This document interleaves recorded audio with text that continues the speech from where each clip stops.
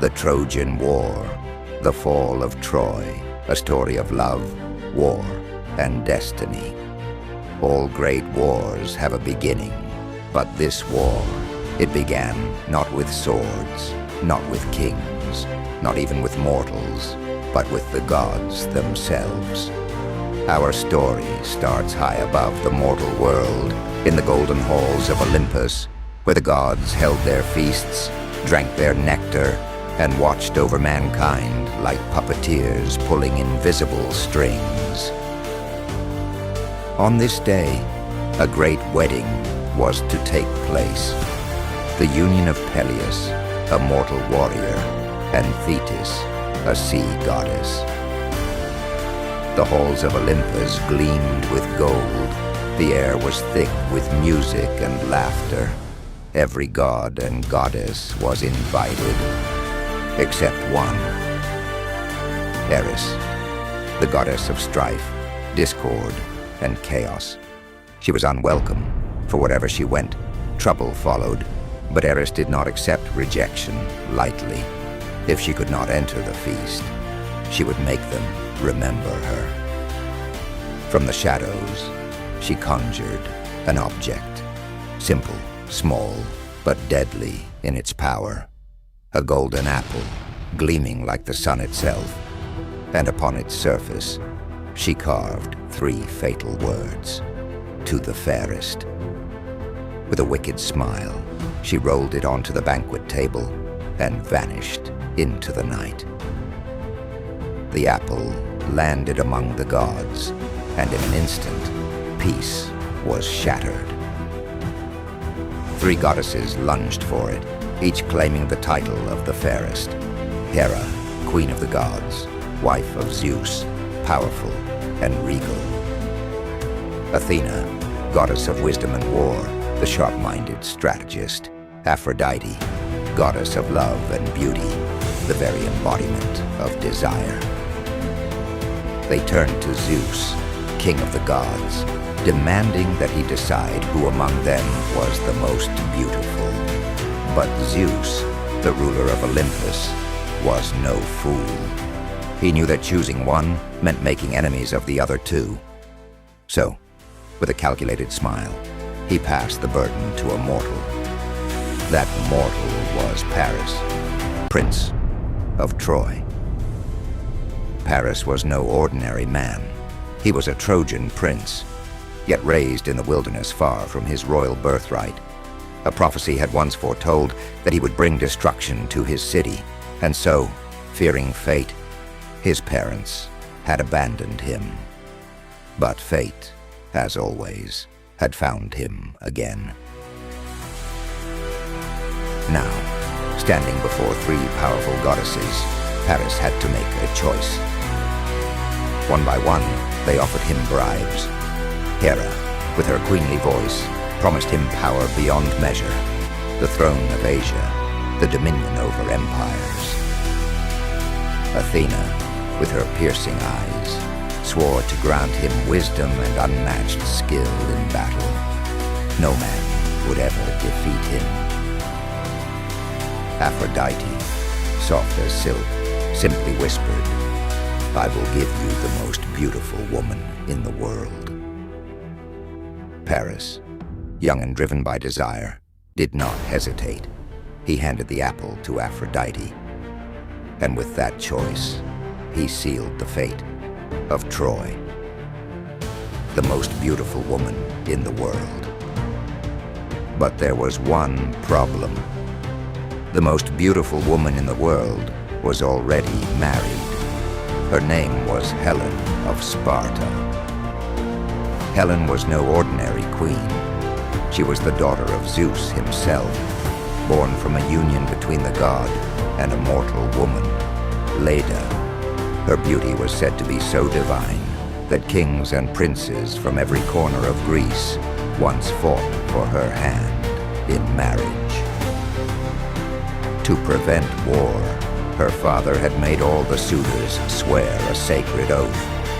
No matter who won Helen, all the others would protect their marriage if it was ever threatened. That man was Menelaus, king of Sparta, a powerful ruler, a warrior, but no match for the tricks of the gods. With Aphrodite's help, Paris set sail for Sparta. Some say Helen fell in love with him at first sight. Others say Aphrodite bewitched her. But one thing is certain. When Menelaus left his palace for a distant kingdom, Paris and Helen vanished. To the Greeks, it was an abduction, a theft, a betrayal. To the Trojans, it was love, destiny, and the will of the gods. Either way, war was coming. The call to arms, 1,000 ships set sail. When Menelaus discovered that his wife, the most prized jewel of Greece, was gone, his fury was unstoppable. But he was not alone. He had the oath of Helen. Messengers were sent. Torches were lit. Across Greece, kings and warriors gathered their forces, bound by their old vow to defend Helen's honor. The greatest rulers of the age answered the call. Agamemnon, king of Mycenae, Menelaus's brother, and the commander of the Greek armies. Odysseus, king of Ithaca, cunning and clever, reluctant yet bound by his word. Ajax the Great, a warrior whose strength was said to rival the gods. Nestor, the wise elder, who had seen 100 battles. And the greatest of them all, Achilles, son of Peleus, the man almost made a god. With their armies assembled, 1,000 ships set sail across the Aegean Sea, their black sails blotting out the sun. And on the other side of the waters, the Trojans, unaware of what was coming, stood within their mighty walls, waiting for a war that would shape history itself. 10 years of blood heroes rise and fall. War is not a single battle. War is hunger. War is waiting. War is the slow death of men. When the Greeks arrived at Troy, they expected a swift victory, but the city stood strong behind walls built by the gods themselves. The Trojans, led by King Priam and his son Hector, refused to fall. And so, war stretched into 10 long years. The war was not just fought on the battlefield, it was fought in the hearts of men. Agamemnon, the Greek leader, was arrogant and ruthless, his own men despising him. Achilles, the greatest warrior, fought for glory, but his pride would cost him dearly. Hector, the shield of Troy, fought not for himself, but for his people. And Odysseus, the trickster, knew that wars are not won by swords alone, but by wit. For years, battles raged, blood soaked the sand, neither side would yield. Then came the quarrel that changed everything. The rage of Achilles, friendship and betrayal. A warrior's strength is not just in his sword, but in his heart. After years of war, Achilles and Agamemnon clashed. The Greek leader had insulted Achilles, taken what was his, and wounded his pride. Enraged, Achilles did the unthinkable. He refused to fight. Without him, the Greeks suffered. The Trojans, led by Hector, pushed them back to the sea. Desperation filled the Greek camp. Then, one man stepped forward, Patroclus, Achilles' closest companion. "If you will not fight, let me fight in your place," he begged. "Let me wear your armor. Let the Trojans fear your shadow." Achilles, reluctant but moved, agreed. But fate had already spoken. Patroclus charged into battle, wearing Achilles' armor. The Trojans panicked. They believed Achilles had returned. But then, Hector, fierce, unyielding, met him in combat. The duel was swift. Hector's spear struck true. But Patroclus fell, and when Achilles heard, his scream shook the heavens. Vengeance became his only god. The duel, Hector and Achilles. One must die. That was the will of the gods. Achilles returned to battle, not as a man, but as a storm. His spear became the judgment of the gods. He found Hector outside the walls of Troy. Trojans watched from their walls, breathless. Hector could have run. He almost did. But then, shamed by his honor, he turned to face his fate. They fought. Spear clashed against shield. Sand rose in swirls of blood. But the gods had chosen their victor. Achilles struck Hector down. As the Prince of Troy gasped for breath, he pleaded, "Give my body to my family. Let me be buried with honor." But Achilles, blinded by rage, refused. He dragged Hector's body behind his chariot, circling the walls of Troy, denying him peace. Even the gods wept. The death of Achilles. The gods take their due. But the fates had not finished their work.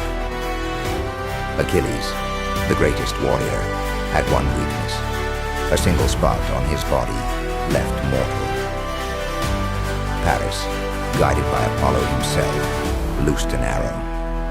It flew through the air like the whisper of fate. It struck Achilles in the heel, the only place left untouched when his mother dipped him in the river Styx. And so, the greatest of warriors fell. The Greeks mourned, the Trojans rejoiced. But the war was not over, not yet. The Trojan Horse, a city's last night. What swords could not do, deception would. For 10 years, Troy had stood, but Odysseus had a plan. The Greeks built a massive wooden horse, left it outside the gates, and sailed away, seemingly defeated. The Trojans, thinking the war was over, dragged the horse inside. That night, they celebrated their victory. They drank, they danced. But inside the horse, Greek warriors waited. At midnight, the Greeks climbed out, opened the city gates, and let their army pour in. Troy burned. Priam, the king, was slain at the altar. Hector's son was thrown from the walls. Women were taken as slaves. And Helen? She was found, untouched, and taken back to Menelaus. By dawn, Troy was no more. The aftermath. Curses, wanderers, and empires. But the gods were not finished. The victors did not leave unchanged.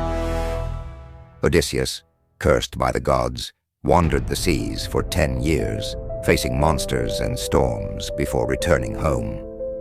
Agamemnon was murdered by his own wife upon returning to Greece. And Aeneas, a lone Trojan survivor, escaped with a handful of his people, carrying with him the last hope of Troy. It is said that Aeneas's journey would lead to the founding of a new city, a city that would one day rise as Rome. The dust of Troy settled into legend. Homer sang of it in the Iliad and the Odyssey. Poets told its story for centuries. And even now, in the echoes of history, in every war, in every empire that rises and falls, Troy still burns. This was not just a war. It was a clash of pride and fate, love and betrayal, gods and men. And as long as stories are told, as long as we dream of glory, revenge, and destiny, the Trojan War will never truly end.